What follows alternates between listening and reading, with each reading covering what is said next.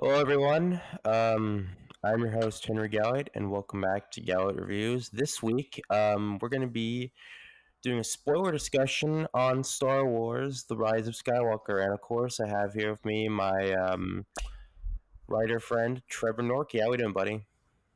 I'm doing great. How are you, Henry? Living life. It's going for some turmoil, but it's going good, and I'm working on this. So yeah, let's get right into it. So this movie has caused a lot of divisiveness in the Star Wars fandom community. I mean, which Star Wars movie hasn't at this point? I feel like every Star Wars movie has like controversy attached to it. It's kind of ridiculous. So it's Yep. just like Even Empire somehow. just basically another Star Wars movie. And so I'm gonna start with you, Trevor. What was your thoughts exactly?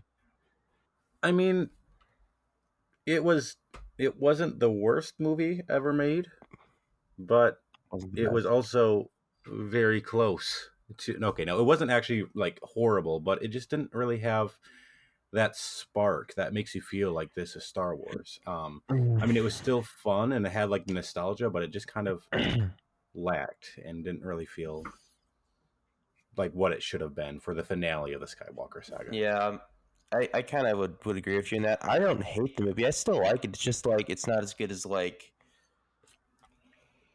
sorry about that. The Rise of Skywalker, the Last Jedi, or even The Force Awakens. Like I feel like those movies are infinitely stronger than this one. And I know like those movies get a lot of crap, but I do think those are like very well made movies. While this one just feels a little more jumbled all the way. I wouldn't call it like the worst movie ever made because again, most major blockbusters aren't that bad. Just people kind of overreact Yeah, to that's true. how bad they are. Like I'm sorry, I don't really think Ghostbusters 2016 is all that bad. It's not the best movie in the No, it was world. actually pretty fun. Yeah. Anyway. Yeah. No, okay, it's not the worst movie in the world. It's pretty far, but like in terms of like Star Wars, like it should have been a lot more. Yeah. And in terms of what I was aiming for, it really fell flat. And I still enjoyed it. I still had a lot of Yeah. fun, especially the second time when I was able to wrap my mind around everything. But it still just left me really disappointed and wishing that we had something like The Last Jedi again, which I know a lot of people disagree with. But Yeah. Is it just me, or did this movie kind of prove just how good that movie was? Like, because I think people like really treat that movie unfairly in a lot of ways. Because like it really had a lot to say about Star Wars fandom that I think kind of needed to be said. And like, I think the main reason why fandom rejected it because they didn't want to hear that message because they were just like, oh man, they're telling me to not watch this anymore. Bah, fuck you, Star Wars. Bah. You know, like they yeah, went boogie on it. Boogie 2298. It'll ruin my childhood. Ugh. But you know, yeah, yeah, people definitely kind of overreacted to yeah. both movies. I'll give it that. But I'm not sure that I would say that it made The Last Jedi look great. Like, I mean, look, I I wouldn't mean, say to me, it better, definitely did.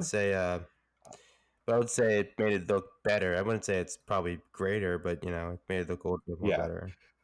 to me, it definitely did. But I feel like it only made it look better if you enjoyed The Last Jedi. Whereas everyone who did not like The Last Jedi, they feel I feel like Rise of Skywalker kind of helped feed into their hatred of that movie too, because a lot of them felt justified that they didn't like The Last Jedi since Rise of Skywalker reversed almost everything that movie did, Yeah, I'm not looking. or at least seemed like it reversed. Yeah, I'm not looking forward to the next 6 months when we're still talking about the Last Jedi. Like, I'm really not. It's just gonna be like, ah, kill me. Anyway, yeah. So let's get into spoilers here. So I feel like the worst part for me was like the first 20 or so minutes. I feel like that part just kind of like fell apart, if you ask me, because Hmm. it just like was speeding through things like you know crazy, and I just couldn't like keep up with it. Oh, I agree. Like it just rushed everything into your head so quickly. Like when I saw it the first time and was reading the even the crawl Yeah, at the beginning, I just felt like overwhelmed by how much they were throwing at you. Like in one line, like boom, the Emperor's back. Boom, Kylo Ren wants the Emperor dead. What? And just and then they reverse that within the first 2 minutes too. So like, I don't, it feels as though like the entire setup of the crawl didn't even matter because the first 3 minutes with Kylo Ren finding the Emperor kind of caught you up on everything anyways. Yeah. So couldn't they have just kind of cut the beginning part out and then just had that as the prologue? Yeah. You're right about And that. then have the reveal like when they get the code or get the message from the Hux, the spy, when it reveals that the Emperor is actually there, have that be the reveal that all of these rumors are actually true and the Emperor is back. And I don't know. I could probably go on for a couple days figuring or trying to come up with all these little fixes for the movie, but I feel like the beginning just didn't work because it just had to crawl and then it reversed itself and then it gave you all the details right off the bat. Yeah, that's I can agree with that. Um, I think like one of the things that I think they were trying to do and just didn't work was like the Leia stuff. Like I totally get what they were going for, but like it just didn't work like all the I time. I agree. think it worked around like 30 to 40%, but the rest was just kind of this is not the best. Yeah. I feel like people who didn't know how they did the Leia stuff enjoyed it a little bit more, but when you go in knowing that all of the stuff with Leia is just archive footage of Yeah, her, it kind of ruins it because then you're watching like the scenes with her and she is not leading the scenes. And like there's the part yeah, where like Rey has the information on how to get to Exegol, so she takes Leia aside in the middle of a meeting because they don't have the footage of Leia talking. Um, and then she just talks to Leia, and Leia says like two words, and there was a lot of that. Just kind of, it just felt really unnatural. I think the biggest example of how unnatural Leia felt that was right before Rey left. She went up to Leia and said, "I have so much I need to tell you," and then Leia used the line, "Tell me when you get back," which was obviously something she was supposed to say to Han that they yeah. cut. And like it was cute, but at the same time, Rey had just been sitting there for a year with Leia, Mm, so I would like agree with it's not that. like she didn't have time to catch up with her. So it didn't really feel properly motivated. And I get that they didn't have much to work with, but it just kind of, I don't know, took away from the film. I feel like there were other options they could have done, like maybe just completely writing her off, which I mean we wouldn't want to see, but I don't know. Nice. So yeah, I would agree with all your points like in that front because like again, I don't think it's like I get what they were trying to do, but it just like didn't always work in a lot of ways for me at least. And I hope like I know people aren't gonna like this, but I think like they should have done like a facial recap thing. You know what I mean? Like sort of what they did with like Rogue See, One. the I mean, I the know it would have family been was like against that. the worst. No, I know people would disagree with that, but that's just me. Yeah, no, I mean that would have been helpful, but the issue is that That people would know. Carrie Fisher's family and her estate said no. Yeah. Um, just for the sake of her memory, which I completely understand, and I'm not saying Yeah. that they should reverse that. Um, but I don't know. There were probably better ways they could have done it. Like I get like they did not have many cards to play with, but the way that it ended up just kind of felt a bit unnatural for a good portion of it. And sometimes it did work. You were saying like about 30% of the time it was solid, but and I completely forgot that that's not actually her standing there. Mhm. But yeah, Nice. sorry. I don't worry, you're good. So let's move on to I guess the Emperor Palpatine. Yeah. Yeah. So well, man, J.J. Abrams didn't have like the easiest job in the world. Like the fact that like they killed Snoke like midway through the movie, which I actually liked, but I feel like that just kind Mhm. of like take it. Excuse me. That didn't give like J.J. Abrams enough room to like they handle that, and just now it like oh the Emperor's back, Okay, well, here's the thing that I kind of like when I was driving for a couple hours the other day, and I was just thinking, like, what would I have done if I had inherited this movie? And clearly, when they killed Snoke in The Last Jedi, everyone tries to be like, Ryan Johnson's an idiot. And like, no, that wasn't just Ryan Johnson. There's no way that Lucasfilm would have, like, let him do it if they weren't planning on killing Snoke. The idea wasn't to have Snoke die and then introduce a new big bad. The idea was to have Kylo Ren become this huge, powerful villain. Um, which I was so excited to see in The Last Jedi, which is why I was really disappointed Yeah, when in the first 2 minutes in The Rise of Skywalker, he went back to being just another servant and yeah, then was barely did anything.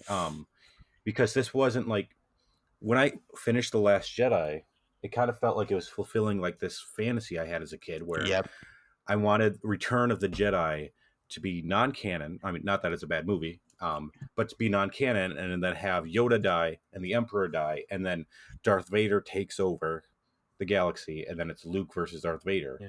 And Last Jedi set us up for that, where Kylo Ren is now at maximum power. He overcame his master, which is the And process of he's every the Sith, bad and it guy. was going to be this.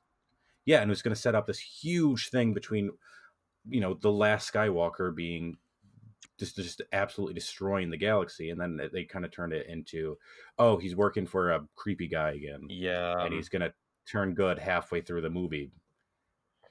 Like everyone was expecting him to turn good. It made sense for him to turn good. yeah, So I feel like if Ryan Johnson had it, he wouldn't have turned good. yeah. He would have like gone. He would have like done. He would have become.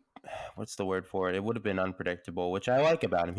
He's really good at that. Regardless of what you think of Ryan Johnson, he is a good storyteller. I will give him that. Like hmm he Knives Out was fantastic. I know he's such a good storyteller, and like people like just say, "Oh, Ryan Johnson," but dude, he's like done so many good movies. It's just come on, people, like cut him some slack here, all right? But anyway, that's beyond the point. Yeah. I'm not opening up that wound again.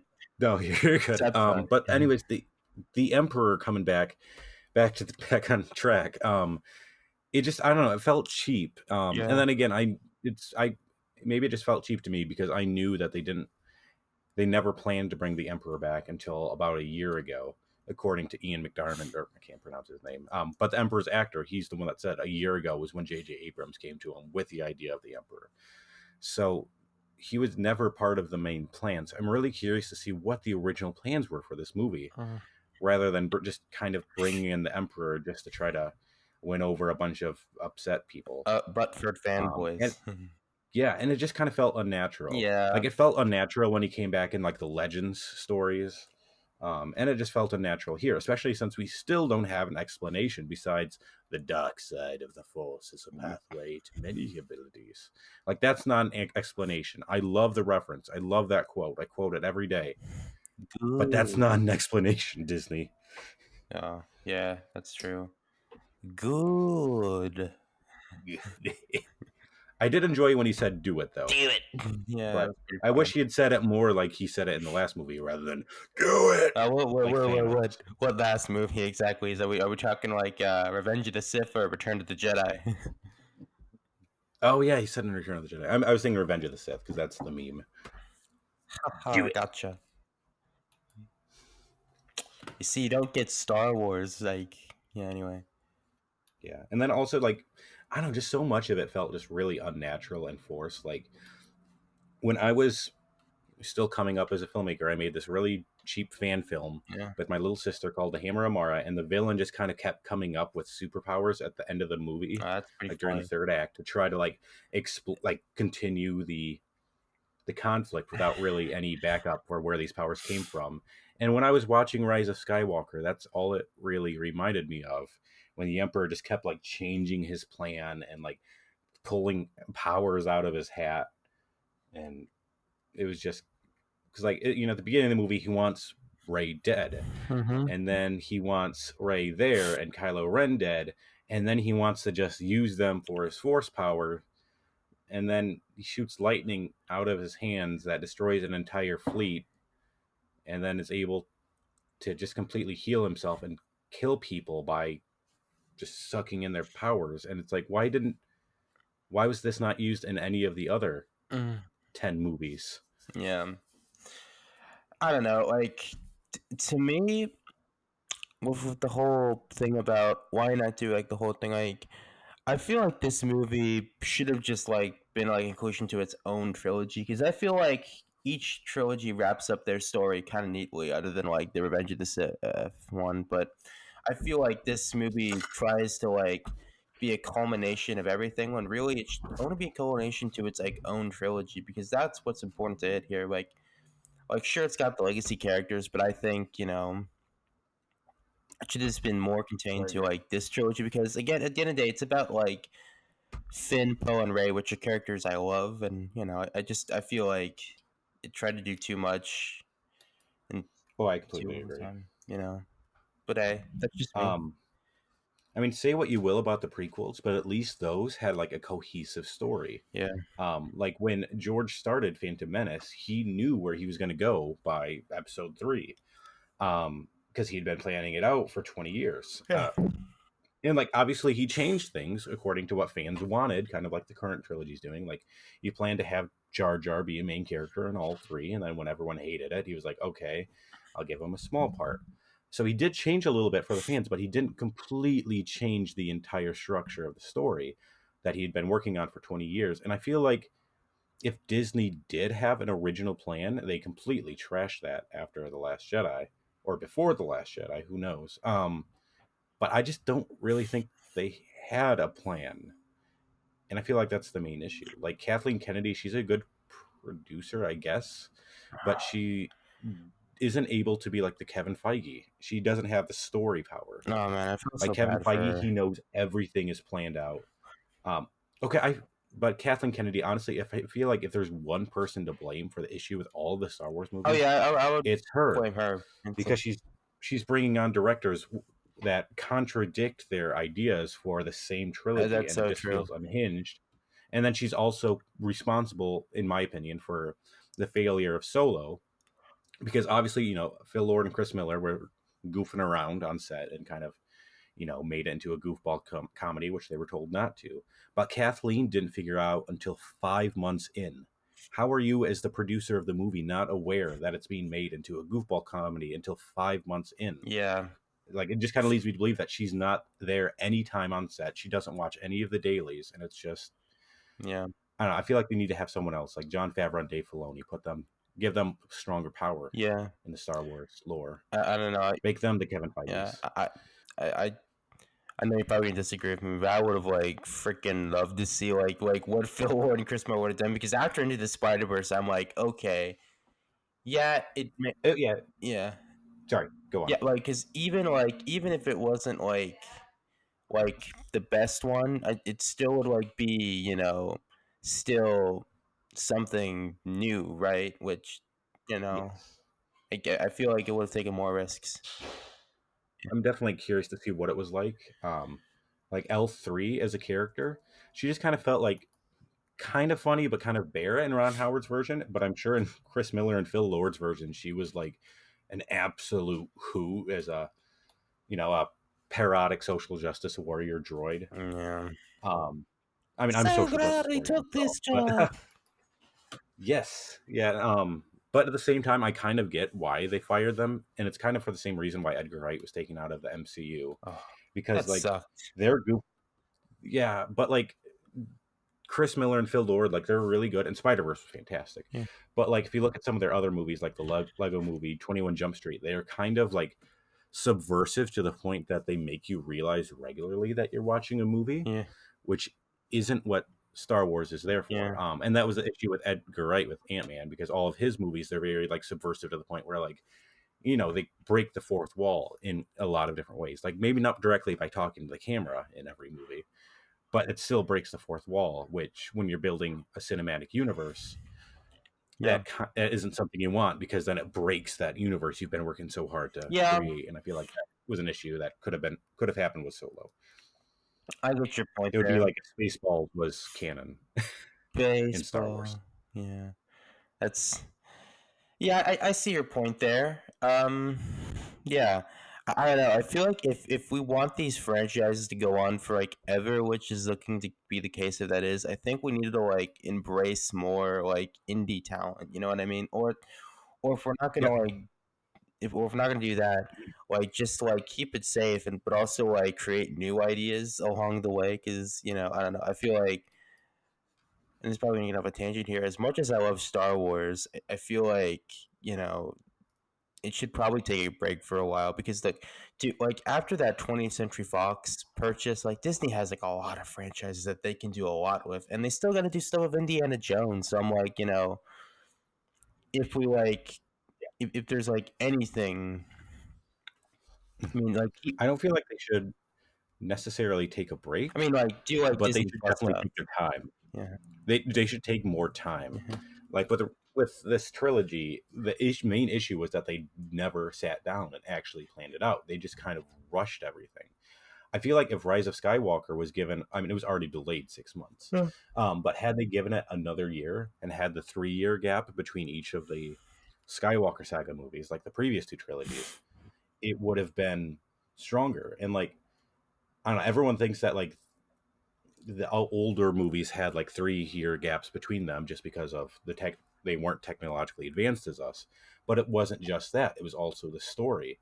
Like when he had that kind of techno, or when he had to like focus on every detail of every shot as a filmmaker, like with Return of the Jedi, with that giant climactic space battle, you Yeah. have to care a lot more about every motivation in every frame. And I feel like that's kind of what's lacking here, because they can just kind of, you know, Yeah. make it way easier. And had they taken that extra year per movie for this new trilogy Yeah. and just take like in terms of story, it would have been a lot better, Yeah. because they could focus more on what they were actually trying to tell, what the theme is, how is this going to connect to the others, Yeah. besides just throwing in a bunch of random Easter eggs. Like, hey, can you grab me that Yavin medal? Okay, let's throw that in here because people are going to laugh at that, even though it kind of breaks the canon that we already have established. Yeah.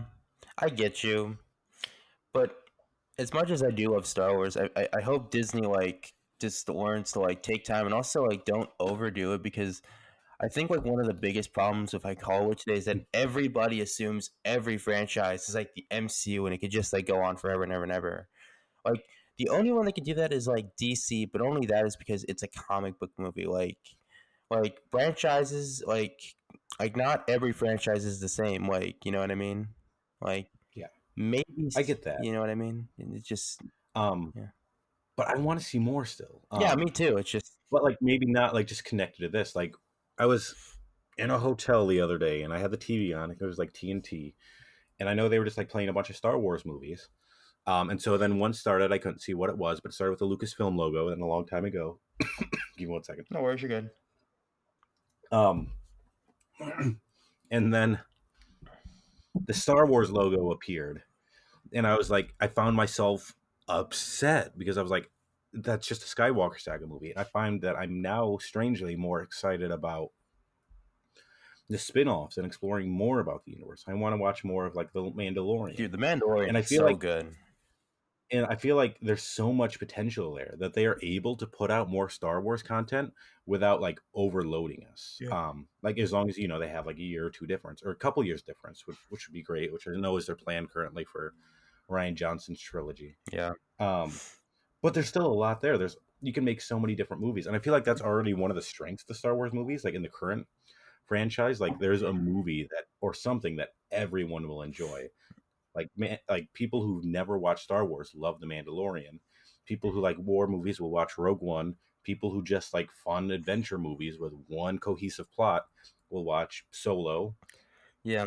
People who like bad movies will watch Phantom Menace. No offense to them. Or Attack of the No Clones, I offense find is a lot taken. of people's favorite. Yeah. A lot of people love Attack of the Clones. Easy. And I'm like, I don't get it. I don't like that movie, but that's fine because that's what you like. And I feel like Star Wars has something for everyone, Yeah. and it can keep expanding upon that. And I think that'll be great as long as it just kind of stays away from, this one bloodline that is now finally dead. Yeah. We could just finally like let go of the Star Wars sucker and try something new. So yeah, I get that.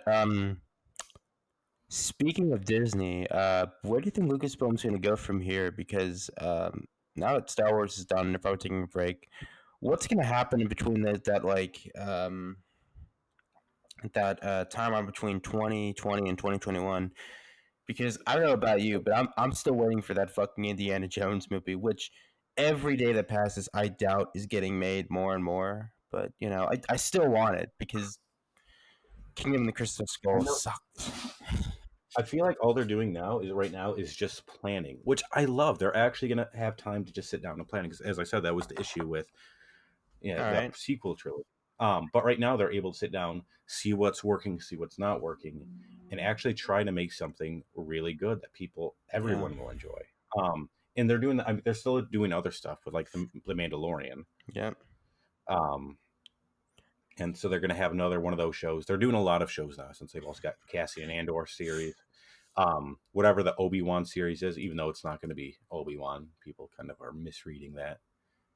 Mm-hmm. Um, but so they're still going to be pretty busy, especially with these shows. But I feel like right now is their time where they can just reflect and Yeah. actually learn how to get good content. And if that takes them 5 years, I'm fine with that. But I'm sure Indiana Jones will actually happen because they are planning that one still. Yeah. That's true. I just hope it does happen because again, I think Kingdom of the Crystal Skull is totally Lucas's fault. Like I have so much. Like that movie is not very good. Like I tried to love it so much for so many years. Like up until I was like 8, but then I realized, oh, that movie sucked. But yeah, Yep. So yeah, it looks like the fifth one is still being planned for 2021. July, yeah, and Yeah. It doesn't look like it's hit any road bumps, honestly, in the last couple months mm, or a few months. It just looks like there just hasn't been much coverage of it on it, just because it's still in the pre-production hasn't there stages been of like filming. 12 writers still working on it though? That's a great question, Let me look that up but here. that's fine. Just keep rotating the writers if you have to.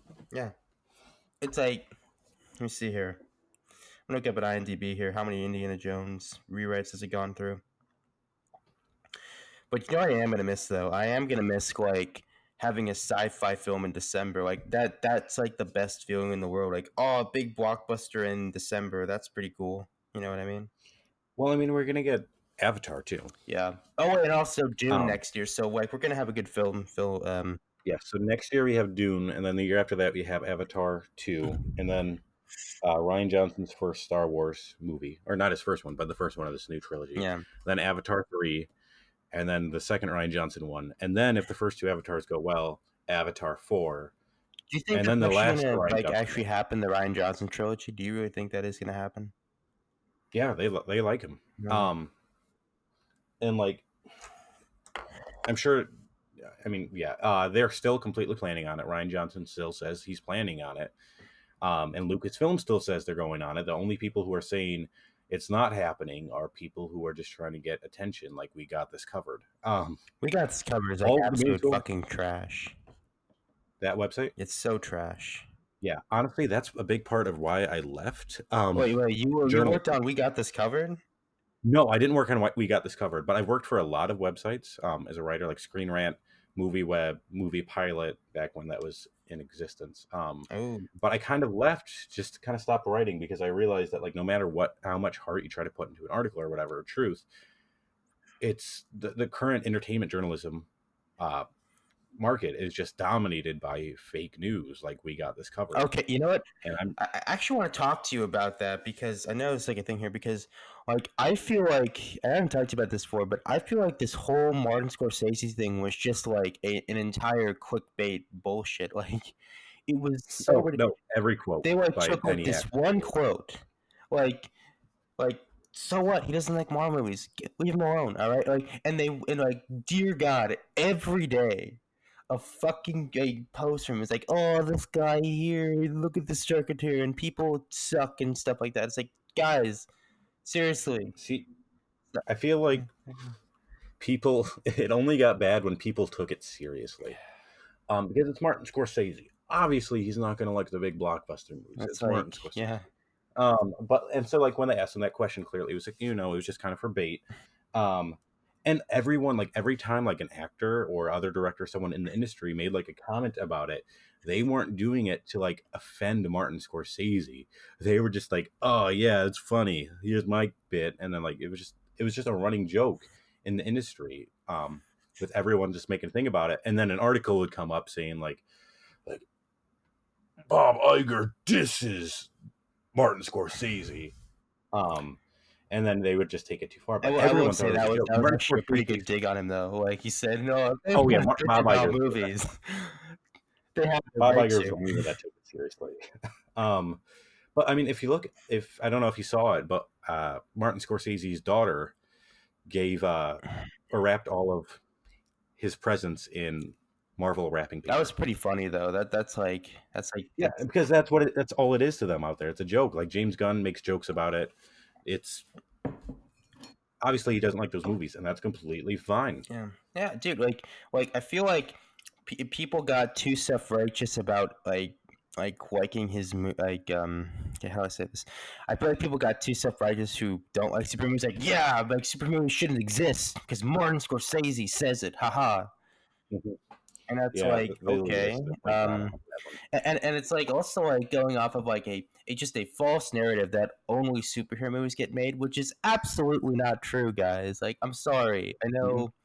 I know it's like very easy to be nihilistic about that, but it's just not true, like at all. Like, just look at my YouTube channel. Like, there's a variety of films that have come out in 2016, 2017, 2018, 2019 Hmm. that have not been superhero movies. So anybody telling you that is kind of stupid. I'm sorry. Like, Yeah, is yeah. My top movie of the year wasn't a superhero movie. It was Booksmart, an yeah. indie film. And I love Yeah, Jess, it was by the great. way. Can you actually go run down like what they were exactly for just for the audience? You Yes. know, Yeah, give me one second. All right, but I know my number one movie of the year was definitely Booksmart, which it's a was really solid movie.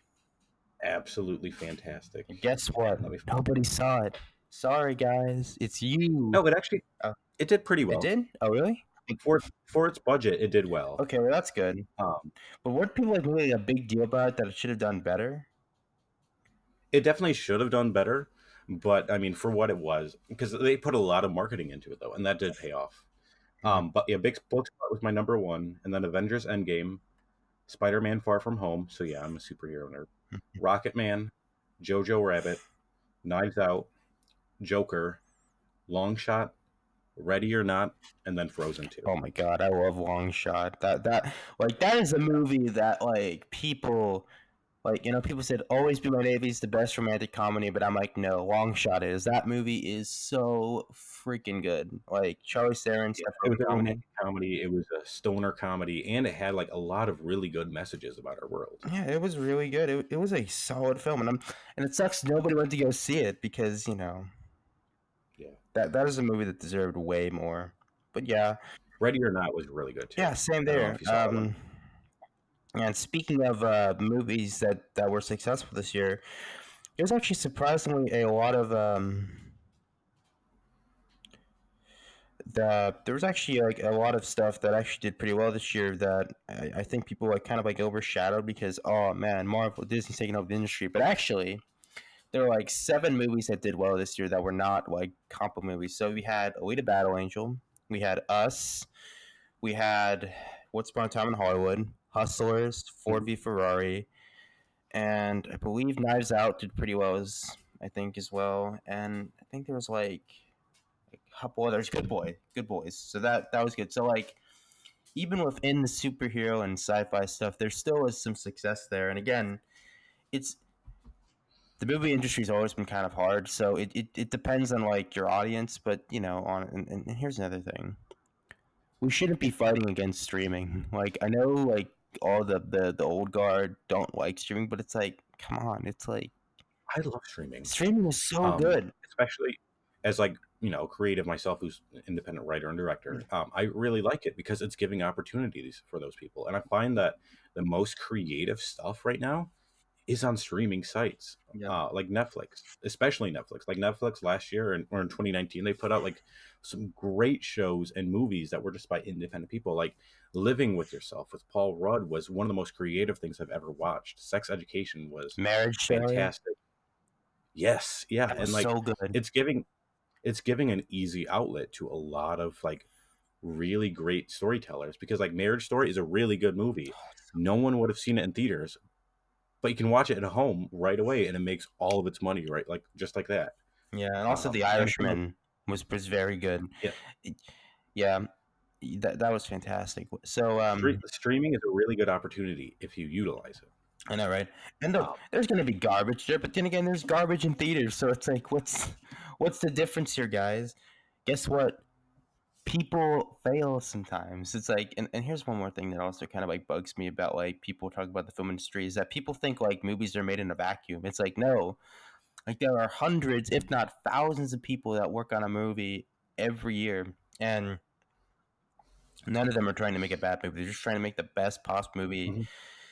they can. And even though sometimes it doesn't fail out, like I'm not very comfortable with the idea that like we should tear apart movies. You know what I mean? Because like at the end of the day, I people agree. like put their time and effort into them, and though maybe some of them didn't pan out, I don't think it's nice. It's not good for us to do that, like as society, and it just That and it makes us even like worse than we already are, right? like Like humanity's not doesn't have the best track record of being like the most friendly people. Let's not like but let's not like double down on that, right? But anyway, yeah, that's how I actually felt about Cats, which I know you weren't a fan of. But like yeah, everyone just loves to just like crap on cats because, or not actual cats, but on the movie Cats, because like it's really terrifying to look at. But when I finally saw it last week, and I was actually enjoyed it. It's become both my favorite and least favorite movie. Not actually, but that's my favorite way to describe it, because like it's so bad, but it's also really good. A lot of heart went into it. All yeah, of the performances are fantastic. Ian McKellen just went full cat, and that was nuts. And the choreography, especially, is through the roof. And I'm like thinking about like, what if anyway, I was one of the choreographers who did this movie, and I spent like months training like 50 different actors on how to like do these perfect yeah, dance moves, and then no one would see it or even acknowledge that it was okay just because of another yeah. decision. Because I feel Anyway, it's really easy to hate on Cats, yeah. but Do you want to do like it a has some quick review of the Cats movie so we could just like get it in there? That'd be kind of funny. We can just like cram it in. So yeah, yeah, sure. yep. Let's do it. Yeah. So continue on. It's cool. I'll give you my thoughts on the movie in a bit too. Yeah. Okay. I mean, the story wasn't good, but the story was never supposed to be good. Yeah. The story, it was made by Andrew Lloyd Webber and his lyricist, who locked themselves in his house for 6 months, and they did cocaine because they read a poem by, I believe, Emily Wait, Dickinson really? about a sad cat. Yep, Jeez. because he found Andrew Lloyd Webber found a poem about some sad cat, and he was like, I want to turn this into a musical. And they're like, you can't. There's nothing there. And he's like, just wait. And so they did a bunch of drugs and they made Cats. And then it became this really cool, like artistic experience on the stage. And like it didn't have a good story, but it wasn't supposed to. It was supposed to be about the art. It's supposed to be about emotion, and that's what made it into the $4 billion success that it was. And then when the movie came out, it just kind of took the abstractness of the musical that made it so great and tried to add realism to it without making it fully Dude, real. you've And given so me it like just a kind of, force, like a whole new perspective on this. Like I now love the movie now. I thank you, Trevor, so much. You like gave me a new perspective. My God. Like yeah, if I no, would the have known story was this, I never would have supposed to be good. been less hard on it because goddamn, how do you make a movie out of that? It's supposed to be artistic. And like the main issue was just the fact that they tried to make them CGI human cat hybrids and cockroaches and mice. And it didn't work that way, because that's not how it was supposed to work. In the story, like I was like watching it, and like plot points would happen, and I was just like, what? But it's not supposed to be realistic, and it's just supposed to be an artistic experience about sadness, about happiness, about all this stuff. And I feel like if you look past the story, which was never supposed to be good, and just the bad effects, it was actually pretty damn good. Yeah, I will agree with Like that. the Skimble Shanks scene where they do all the tap dancing was phenomenal, and I even liked it when they like had they were like show them all dancing on the railway, and then it just cut to a giant, like a very large wide shot of all the tiny cats on the railway tap dancing, and I was laughing out loud because it was like there was a lot of heart that went into it that could have made it into a good movie, but it was just the decision to make them look like human cats, that ruined it. And now not even any critics will take it seriously, Yeah. Yeah, because of one technical decision. I think you make a really good point there because again, I feel like if I had known like the whole backstory behind Cats, I would have been nicer to it. And guess what? I mean, even though I didn't like the movie, I still think there was like a lot of stuff in it that really had so much to author. And I think Mhm. it was pretty good. Like throughout, like I just think this whole dog piling on movies is, and again, I think Cat's a great example of that. And I did it, and then I realized, hey, come on, people put time and effort into this, so I feel like that wasn't Yeah, nice of me to do I that. mean, it's not a good movie. I'm not gonna say it's a good movie, but it has a lot of really good elements. And it really sucks because now when someone thinks of Cats the musical, they're gonna think of the movie and the memes about the movie rather than the art behind the the music and the dancing. Um, Just makes me hate the internet and more. so I don't know. I just kind of wish people would actually like try to go see it and just kind of look past the badness and see that there's actually some good stuff in there. Like Jennifer Hudson, like I She got was chills pretty when good in the she movie. was I will like give you that. screaming. I mean, at some point she definitely overdid it. She was just trying to pull an Anne Hathaway and get an Oscar, like she Anne Hathaway did for Les Miserables. But because that's all the character was Yeah. basically. But it's still, she still had a lot of heart to it, and it was, I don't know. I enjoyed it, but I also hated it. Yeah. I'm kind of in the same boat as you. So yeah, I think out of 10, I give like a 5 out of 10 for that one. But other than that. So anyway, we should probably wrap this up here for the whole thing here. So if you're ranking, getting back to Star Wars here, so if you're ranking Star Wars: The Rise of Skywalker, what would you give it exactly? I'd probably give it about a 6.5. It Six had point some five. good stuff, but just not enough. All right. I'd probably be a little more nicer. I'm probably gonna give it a more nicer score, like probably like a 7.3 out of 10. Like I still enjoyed it, but I feel like there was a lot to be desired. So yeah, I guess we're kind of both on the same page here, where we liked it, but it wasn't. But it could have been a lot better.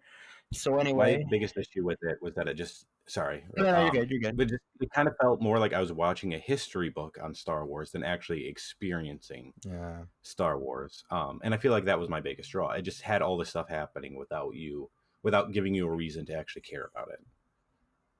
So yeah, I don't know. That's my final word on it. awesome. So anyway, guys, we're gonna wrap it up for this time here. Thank you, Trevor, for being on here. It's always fun talking to you about movies and stuff. And even though we kind of like got a little off track, I think we had a pretty good, reasonable discussion. You know what I mean? Absolutely. So anyway, man, thank you guys for tuning in. This will we'll come back with more reviews. All right, catch you next time.